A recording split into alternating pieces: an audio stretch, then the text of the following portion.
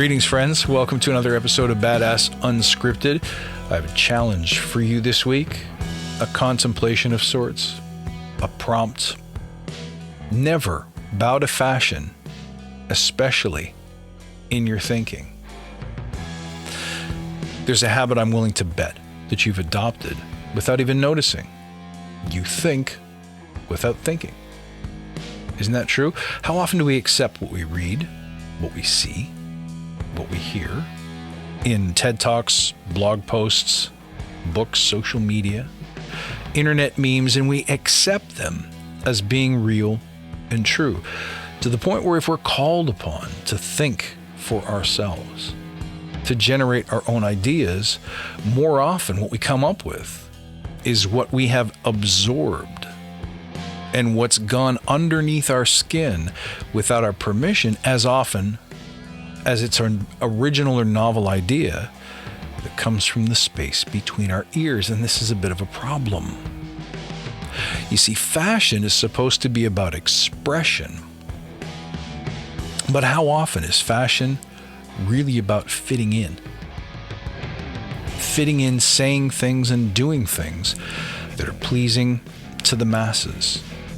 There's an awful lot of stuckness there. There's so many opportunities that we have to move the needle, to change the conversation, to advance the cause. But we don't take it. We don't leverage it because we would rather say things that are already being said. We'd rather say things in agreement with the noise, with the common chronic conversations that are already out there. This is a bit of a big deal. Look, anything worth doing, worth having, is going to have an element of novelty to it, of strangeness. And those novel ideas are going to encounter resistance. They're going to encounter sometimes strong opposition. But that's exactly when you know that you're doing the right things and saying the right things, because they take us out of our comfort zone. They bring us to that place where we're not certain. Instead, if we focus on the fashionable things, what ends up happening, you may have noticed, is that it constrains what we can do. It constrains what we can say, because we want to make sure that we're conforming to the populist dialogue. We want to make sure that we don't say anything out of turn, something that doesn't conform to the hashtag, something that might draw fire from the people around us. But isn't the joy of creating stuff, whether it's a new product or service for the marketplace, whether it's a new process, whether it's a new philosophy like Agile itself, the joy is in building something new that advances us from where we were yesterday. Nothing remains in fashion for long, does it? Go look in your closet, go through your shirts, your pants, whatever you got. See how many things you bought 5 years ago that are still acceptable to wear today. Collars are a bit too big. Maybe they're spread apart too far. Maybe the tie's got too many dots on it, or the dots are too big, or the colors are all wrong. The point is, nothing changes or evolves until our ideas change. So there's nothing in the word fashion that implies that we've arrived at the pinnacle. We now have the best idea the right way, and we can just sit on that and ride it out forever.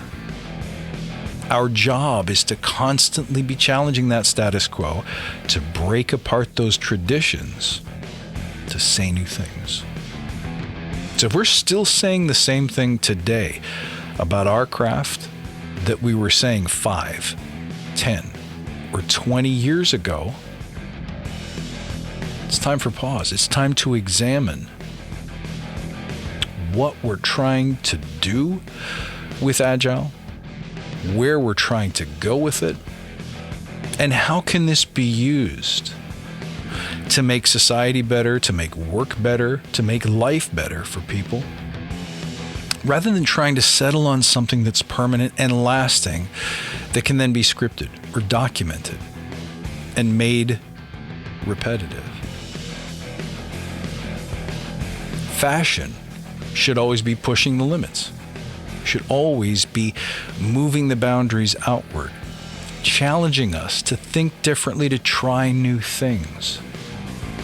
So the moment you catch yourself saying something just because you read it somewhere else, just because somebody else told you that it must be so, is a great opportunity to stop and examine and challenge yourself.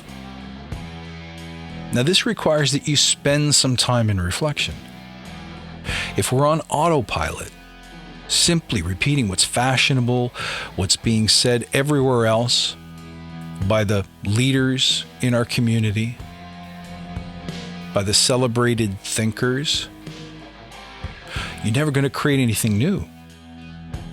The only way you create new things is to bravely go out and try things and have them fail.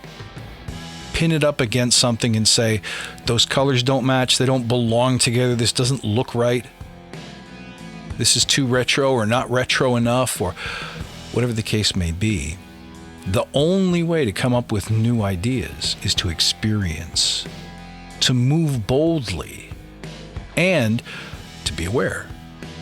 Because awareness is how you notice whether your ideas work, whether they have potential, whether we create better outcomes or worse outcomes, whether this was successful or unsuccessful. But if you're not sitting with your thoughts and creating new things, hypothesizing, imagining, daydreaming, and writing down what you think might move the needle so that you can go and try it tomorrow, then we're not going to get anywhere.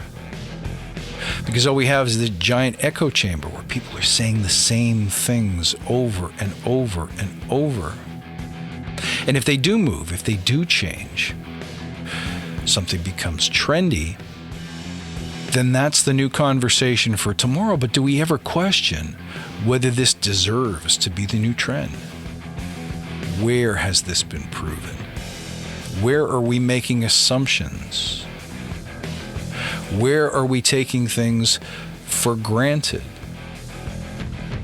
Where are we failing to challenge convention?